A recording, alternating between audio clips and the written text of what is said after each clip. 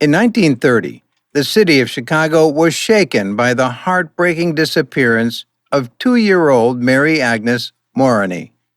For nearly a century, her case remained a haunting mystery until advances in investigative technique brought a glimmer of hope to uncover the truth.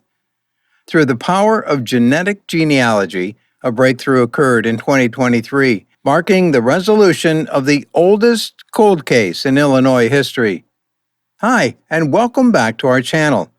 If you're new here, please consider subscribing, as it helps us motivate to create more intriguing content for you. Let's have a look at the oldest cold case solved by genetic genealogy, the case of Mary Agnes.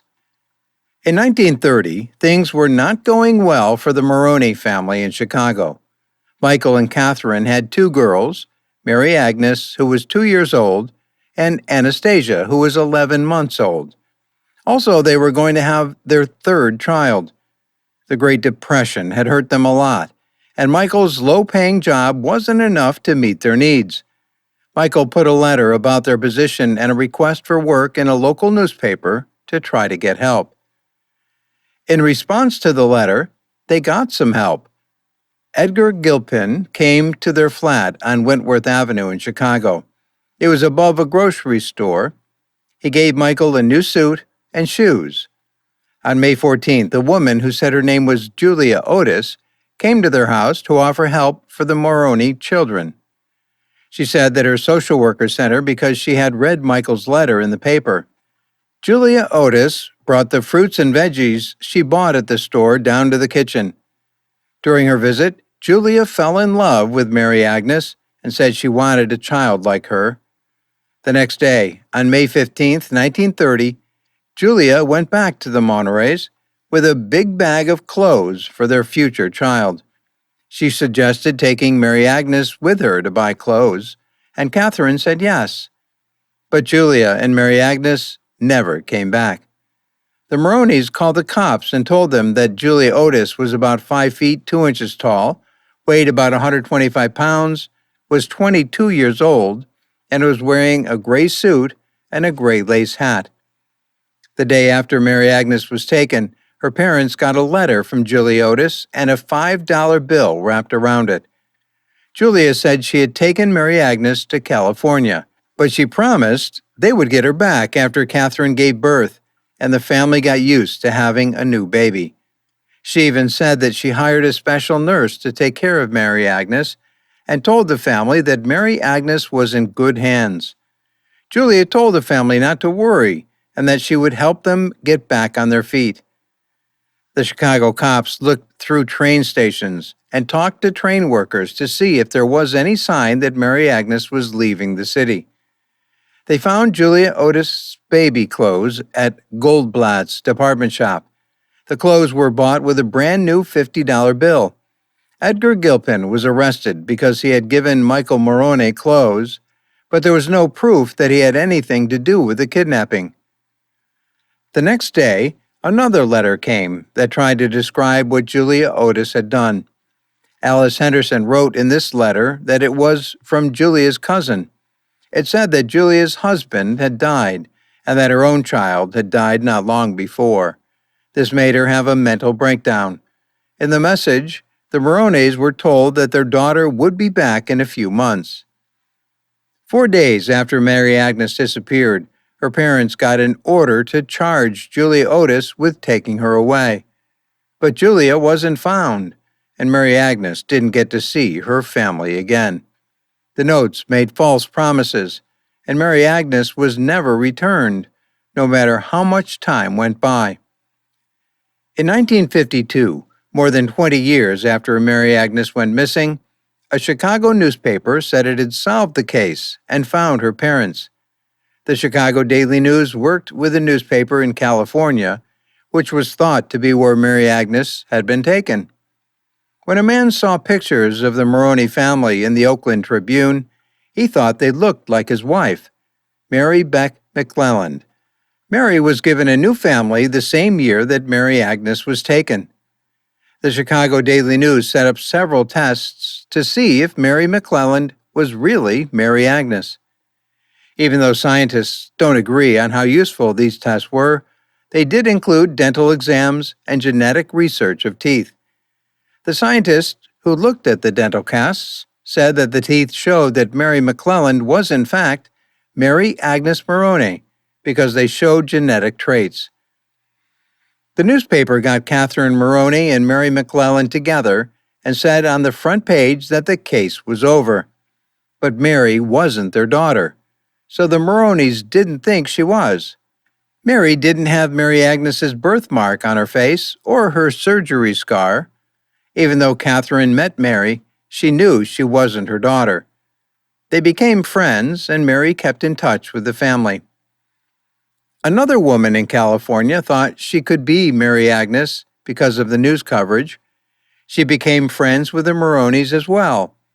But DNA tests done after Mary McClelland died in 2008 proved that she was not Mary Agnes. 10 years later, DNA tests showed that the other woman who thought she might be Mary Agnes was wrong. Catherine and Michael Moroni had 8 children, but they were never the same after Mary Agnes was taken from them. Catherine got very sad and died in 1962 when she was 49 years old. Michael died at the age of 58, and it is said that his last words were, "They never found my baby girl."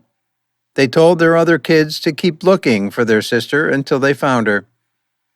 As the 100th anniversary of Mary Agnes's theft got closer, both nationally and in Chicago, people paid more attention to cold cases. In 2011, the Cook County Sheriff's Office did a big investigation to find out who the 3 John was who was killed by John Wayne Gacy. Over the next 10 years, the office's Missing Persons Project worked on finding women who had been missing for more than 3 years. New cases were added to the National Missing and Unidentified Person System. Detective John Rodriguez, who worked for the team, started looking into Mary Agnes's disappearance again in 2022. He used genetic ancestry, a method that is used all over the country. Detective Rodriguez contacted members of the Moroni family who had accounts on commercial DNA sites. Through these links, he found a second or third cousin that no one in the family had known about before. Jeanette Bouchard, Terry's mother, was now seen as a possible match for Mary Agnes Moroni. Jeanette had lived in Chicago for her first 6 years, just 11 miles from the Moroni family. She was taught that she was born on April 14, 1928, and that her father died when she was only 2 months old. She grew up with her mother and husband, and she was never hurt or hungry. In 1934, Jeanette's family moved to Virginia, and then during World War II, they moved to Florida. In the 1940s, she married Edgar Jennings, had 3 children with him, and then they split up. She married Earl Thomas Bouchard again in 1977. He died in 1989. Jeanette was a nurse for more than 50 years. She loved opera, especially Madame Butterfly, and had been a loyal fan of the Miami Dolphins since the team was founded in 1966. Jeanette's daughter Terry was sure at first that her mother couldn't be Mary Agnes Moroni. She couldn't understand why her grandmother would take a child. Terry took a commercial DNA test to prove the officer wrong, but the results showed things that were not predicted. Terry's mother came from a Polish family, but her DNA showed that it had Irish ancestry, which matched the Moroni line. The DNA test also showed that Mary Agnes's nieces and nephews were actually her cousins. Terry had a lot of different feelings, including anger at her grandmother. No one knows for sure how Mary Agnes came to live with Jeanette and was raised as her daughter. Except for a vague word from Jeanette's stepfather, the family had no reason to think that Jeanette was not her mother's real child. Terry had been talking to the Moroni family and getting to know them. She thinks that if her mother had been alive when the truth came out, she would have tried to get to know the Moronis and comforted them that she was okay. DNA evidence suggests that Mary Agnes Moroni is Jeanette Bouchard, but the proof is indirect. Exhuming Jeanette's and Catherine Moroni's bodies for direct DNA comparison is not favored by Terry. The case does not meet the criteria for removal from NamUs, and it is impossible to determine how Mary Agnes ended up with Jeanette. Despite the investigation's closure, Mary Agnes's case remains the oldest in the Illinois database. The Moroni family finds some comfort in knowing Mary Agnes lived as Jeanette, although they couldn't reunite. What do you think of our video? Let me know in the comment section below. If you enjoyed this video and want to hear from us again, be sure to hit that subscribe button before you go. Thanks for watching.